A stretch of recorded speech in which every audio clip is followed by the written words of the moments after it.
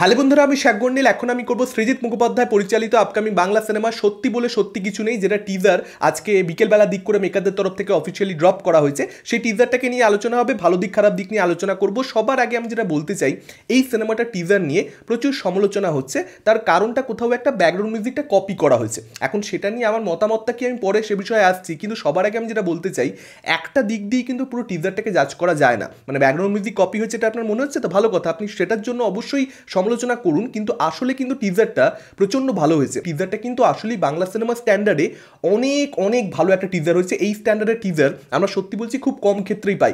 সৃজিত মুখোপাধ্যায় একজন এমন পরিচালক যে মেকশিওর করে তার পোস্টার, টিজার, ট্রেলার যেন প্রচন্ড ক্যাচি হয়, যেন একটা ডিবেট তৈরি করতে পারে। এবং সেই ডিবেটটা অলরেডি সত্যি বলে সত্যি কিছু নেইকে নিয়ে শুরু হয়ে গেছে। তার কারণ প্রচুর মানুষের কিন্তু আসলে টিজারটা ভালো লাগছে, এবং টিজারটার গুণ আছে বলেই ভালো লাগছে, এমনি এমনি ভালো লাগছে এরকম বিষয় নয়। আবার অনেকে ট্রলিংও শুরু করে দিয়েছে, ফলত অলরেডি যে চ্যাটারটা সেটা কিন্তু ছবিটাকে নিয়ে হচ্ছে। আপনারা সকলেই জানেন 12 অ্যাংরি ম্যানের অ্যাডাপ্টেশন এই ছবিটা। এক রুকা হুয়া ফ্যাসলা, যেটা 12 অ্যাংরি ম্যানের অ্যাডাপ্টেশন, সেটাকে অ্যাডাপ্ট করা হচ্ছে। মেকাররা কিন্তু সেটা টিজারের মধ্যে খুব পরিষ্কার করে বলে দিয়েছে।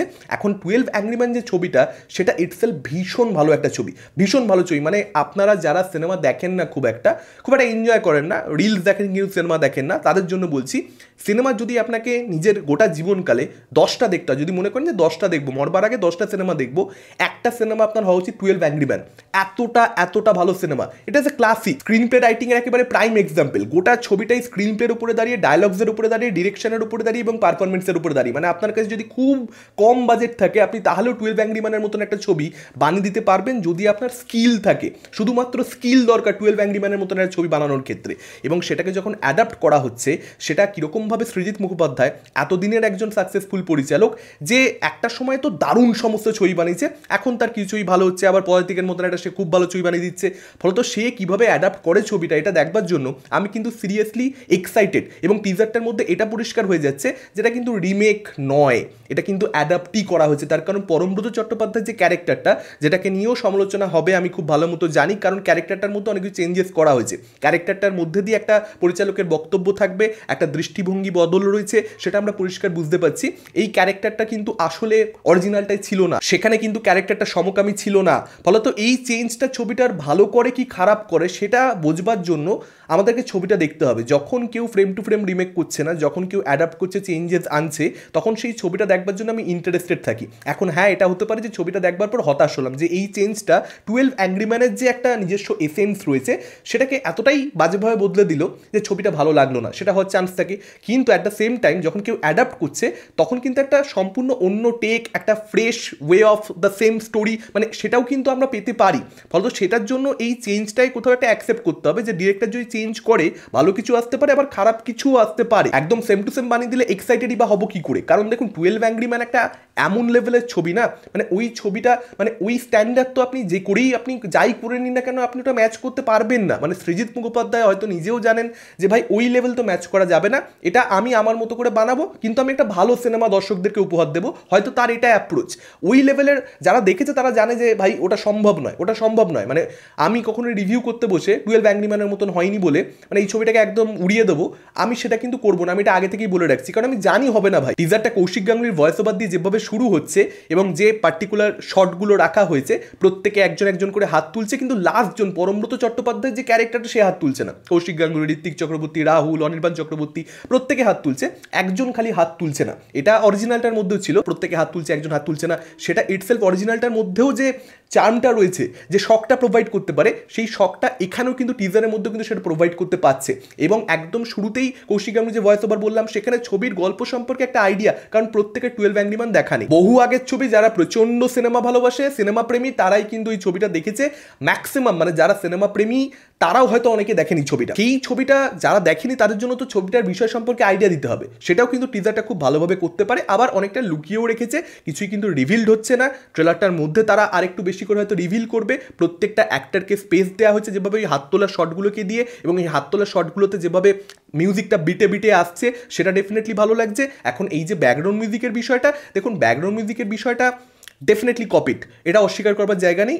এটা কপি করা হয়েছে। ক্যারল অফ দ্য বেলসের বিজিএম, এখন এটা সৃজিত মুখোপাধ্যায় খুব ভালো মতো জানেন যে এটা এতটা পপুলার, প্রত্যেকে বুঝতে পারবে, দর্শক কিন্তু ধরে ফেলবে যে এটা কোথাও একটা কপি, মানে এটা অন্য জায়গায় সেটা থেকে ব্যবহার করা হয়েছে, সেটা রাইটস নিয়ে না রাইটস না নিয়ে সেটা তো আমার পক্ষে জানা সম্ভব নয়, কিন্তু এটা মেকাররাও জানে যে অডিয়েন্স ধরতে পারবে। এখন তারপরেও তারা কেন ইউজ করেছে সেটা ছবিটার মধ্যে কোনো তার মানে একটা বক্তব্য আছে কিনা, যে কেন এই বিজিএমটা ইউজ করা হচ্ছে, কিছু বলতে চাইছেন কিনা পরিচালক, সেটা ছবিটা দেখলে আমরা বুঝতে পারবো। তবে হ্যাঁ, এই যে পার্টিকুলার ব্যাকগ্রাউন্ড মিউজিকের ব্যবহারটা সেটা প্রচণ্ড ভালো হয়েছে টিজারের মধ্যে। ব্যাকগ্রাউন্ড মিউজিকটা ইটসেলফ এত ভালো, সেটা সাবজেক্টের সঙ্গে যাচ্ছে, টিজারটার মধ্যে মানানসই হচ্ছে বলে ডেফিনেটলি টিজারটাকে কিন্তু এলিভেট করে দিচ্ছে। কিন্তু এই ব্যাকগ্রাউন্ড মিউজিকটা at the end of the day use না করলেই বেটার হতো, অন্য কোনো ব্যাকগ্রাউন্ড মিউজিক ইউজ করলেই বেটার হতো। এখনো অবধি এটাই আমি বলবো। এখানে পরিষ্কার বুঝতে পারা যাচ্ছে যারা 12 অ্যাংরি ম্যান দেখেছে তারা খুব ভালো মতো রিলেট করবে আমার কথাটা। সেটা কিন্তু মানে একটা ঘরের মধ্যেই পুরোটা, এবং সেটা প্রচণ্ড বেশি ডায়লগ হেভি একটা ছবি, মানে ডায়লগ ডায়লগ ডায়লগ ডায়লগ, এবং সেগুলো ওয়েল রিটেন ডায়লগস বলে পুরো এঙ্গেজিং একটা ছবি 12 অ্যাংরি ম্যান। কিন্তু এখানে কিন্তু একটা ঘরের মধ্যেই পুরোটা চলবে না, মানে এখানে কিন্তু পরিষ্কার বুঝতে পারা যাচ্ছে যে যেটা ক্যারেক্টারগুলো যে বিষয়টাকে নিয়ে কথা বলছে, যে পার্টিকুলার মোমেন্টটাকে নিয়ে কথা বলছে, সেই মোমেন্টটায় ক্যারেক্টারগুলো চলে যাবে বা ভিজুয়ালাইজ করবে, এবং যে কারণে কিন্তু মানে আমরা দেখতে পাচ্ছি রাস্তার মধ্যে যে শটটা, রাস্তার মধ্যে সকলে বসে বা সমুদ্রের ধারে প্রত্যেকে বসে, তো ওই জায়গাগুলোতে ঘটনাটা কোথাও একটা ঘটছে, এবং সেই জায়গাকে নিয়ে যেহেতু আলোচনা করছে, মোমেন্টটা নিয়ে আলোচনা করছে প্রত্যেকে, যে কারণে ভিজুয়ালি বিষয়টাকে এনরিচ করে দেওয়ার জন্য সৃজিত মুখোপাধ্যায় এই পার্টিকুলার ওয়েটা অবলম্বন করেছেন, যেটা আমার মতে ভালো। তার কারণ আজকের দিনে দর্শককে আপনি মানে হলে গিয়ে ছবিটা পাবলিক দেখবে, সেটাও তো পরিচালককে মাথায় রাখতে হবে। একটা কমার্শিয়াল দিকও তো ছবি রয়েছে, মানে সৃজিত মুখোপাধ্যায় যেটা সবসময় মেক শিওর করেন যে তার ছবি যেন ব্যবসা করে, সে চায় তার ছবি কিন্তু মানুষ হলে এসে দেখুক।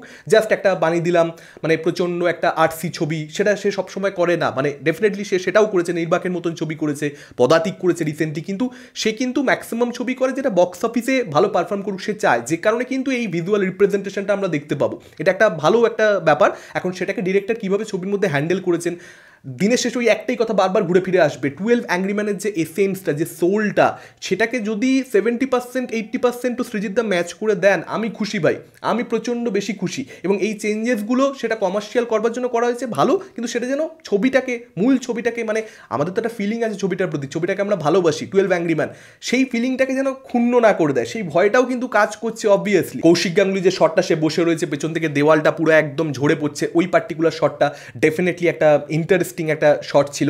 এবং তার সঙ্গে সঙ্গে যেটুকু যা দেখা যাচ্ছে, ঋত্বিক চক্রবর্তী দেখবেন একটা আধটা শটে দেখা যাচ্ছে তার পারফরমেন্স কিন্তু ভালো লাগছে, ক্যারেক্টারটা কিন্তু মানে মানে ইন্টারেস্টিং হবে, পরিষ্কার বুঝতে পারা যাচ্ছে। কৌশিক সেন, কৌশিক গাঙ্গুলি ফলত পাওয়ারফুল অ্যাক্টার্স রয়েছে, এবং সৃজিত মুখোপাধ্যায় অ্যাক্টারদেরকে দুর্দান্তভাবে ব্যবহার করতে জানেন, আপনারা সকলেই সেটা জানেন, দারুণ ডায়লগ লিখতে সে জানে।